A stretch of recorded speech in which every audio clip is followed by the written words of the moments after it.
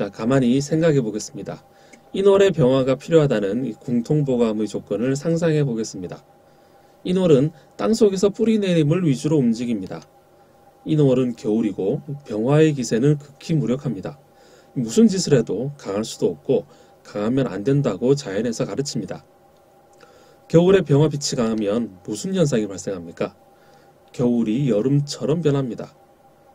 자연은 이런 짓을 절대로 하지 않습니다. 오로지 인간만 헛소리합니다.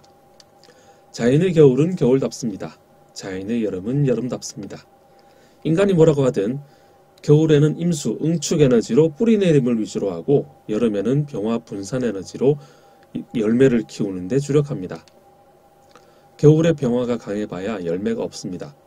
여름에 임수가 강해봐야 농작물에 피해만 입힙니다. 자연의 지혜를 터득해야 합니다. 인월에 임수가 없고 병화가 강하면 뿌리 내리지 않고 밖으로 나가버립니다. 학교 다녀야 할 시기에 공부가 싫다고 도시에 나가 취직하고 돈 버는 짓을 하고 있습니다. 시공간이 비틀어집니다. 공부해야 할 시기에 공부해야 하는데 반대로 돈을 벌고 있습니다. 이 무슨 억지스러운 행동입니까?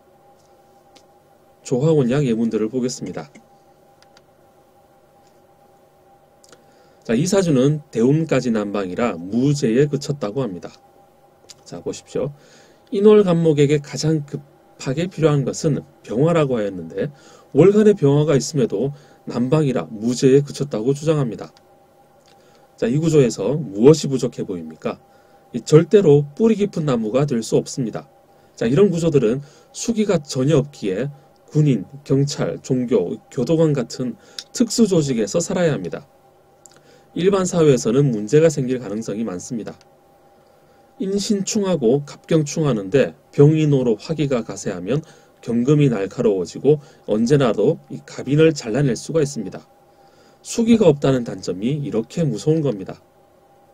병화가 용신이라고 떠들면 뭐합니까? 이 수기가 부족하여 뿌리 깊은 나무가 되기는 글렀습니다. 이 양자간 조합으로 사주를 살피면 안 되는 이유입니다. 자, 이 구조에서 해수가 있었다면 뿌리 깊은 나무가 병화와 경금으로 이 열매까지 수확하는 좋은 흐름입니다.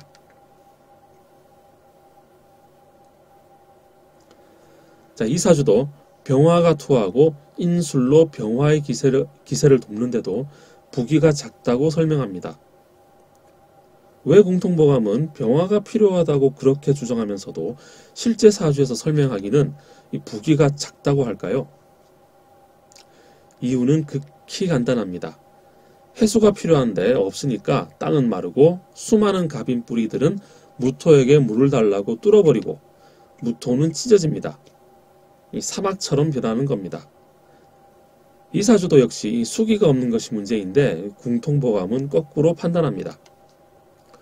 궁통보감, 간목인월의 사주 예문 중에서 나름대로 관직을 가진 예문을 살펴보겠습니다. 을해 가분으로 흘러 전성의 최고 위에 올랐다. 술대운의 질병으로 사망하였다. 무슨 이런 황당한 짓을 서슴없이 합니까? 분명히 병개가 드러나야 좋다고 설명하고서 바로 돌아서서 뻥을 칩니다. 자, 이 구조는 신기하게도 병화도 개수도 없습니다. 게다가 대운도 무인, 정축, 병자, 을해로 흘러갑니다. 아니, 뭔가 이상하지 않습니까? 아니, 어떻게 정반대 구조가 발전합니까? 빨리 궁통의 헛소리에서 벗어나야 합니다. 자, 이 사주는 수기가 충분하기에 발전한 것이 분명합니다. 공통적으로 병화가 있는데 수기가 없는 사주들은 모두 별로 좋지 않았다고 설명하고 정반대로 이 병화도 없고 개수도 드러나지 않은 이 사주는 최고위직에 올랐다고 정반대로 예문을 올려서 설명합니다. 자, 그럼 순진한 분들은 이렇게 생각합니다. 분명히 설명하는 내용과 실제 사주 예문은 차이가 있는데 뭔가 분명히 다른 깊은 이치가 있을 거야. 내가 멍청해서 궁통의 주장을 제대로 이해하지 못하고 있을 거야. 한 50번 보면 그 깊은 뜻을 이해하겠지. 헛소리는 아무리 읽어도 헛소리입니다. 그냥 틀린 겁니다. 그 이상도 그 이하도 아닙니다. 궁통보감의 주장은 자연의 조우가 아니라 인간의 조우를 설명하는 겁니다.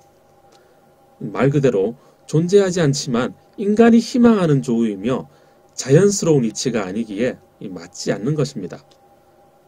억지스러운 이치는 다시 읽어도 억지스럽습니다. 자, 그렇다면 이 사주는 병화도 개수도 없는데 왜 병화가 드러난 사주들보다 더 좋을까요? 자, 그 이유를 지장간의 원리에 의하여 만든 사계도의 이치로 살펴보겠습니다. 명리인호는 반드시 명확한 근거가 필요합니다. 논리 근거가 없는 주장들은 무조건 외우라고 합니다. 왜냐하면 설명할 방법이 없기 때문이죠. 죽어라고 외웠더니 나중에 틀렸다는 것을 깨닫습니다. 하지만 논리 근거가 명확하면 언제라도 동일한 결과치가 나옵니다. 만약에 틀리면 아주 빠르게 틀리는지 맞는지를 알게 됩니다. 사계도입니다. 지구자연에서 이루어지는 시간과 공간의 순환 과정을 가감없이 정확하게 표현하였습니다. 지장간은 유일무이한 시간과 공간의 완벽한 설계도이며 그 지장간의 순환 과정을 기반으로 만들어낸 이 사계도는 이 봄, 여름, 가을, 겨울의 순환 이치를 완벽하게 설명합니다. 따라서 사계도에서 설명해주는 이치 그대로 활용하면 그만입니다. 이 파론 선생님께서 강의하시는 사계도 강의를 자주 들으시기 바랍니다. 사계도에서 인월은 겨울의 시공간이고 간목도 겨울에 활용하는 에너지가 분명합니다. 따라서 갑이 인월의 공간을 만났을 때 주위에 어떤 글자들이 있나 살펴야 합니다. 임기갑 3자조합과 자축인 월이 있습니다. 따라서 사계도에서 갑은 이런 시공간에 존재하는 에너지들과 조화를 이루라고 주장하는 겁니다. 자, 그럼 궁통이 주장하는 개, 병은 어디에 있습니까?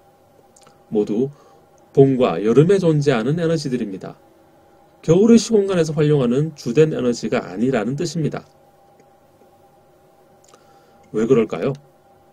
개수는 을목을 키우고 병화는 경금을 키우며 절대로 갑과 배합하는 것이 아닙니다. 갑은 수직 상하 운동만 하는 에너지이기에 반드시 임수의 응축작용으로 먼저 하강하고 그 다음에서야 비로소 상승하기 시작합니다.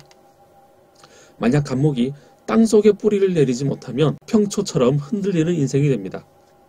즉 임, 기, 축, 자와 같은 글자는 없고 병화만 가득하면 부평초처럼 불안정하게 이곳저곳을 싸돌아다닙니다.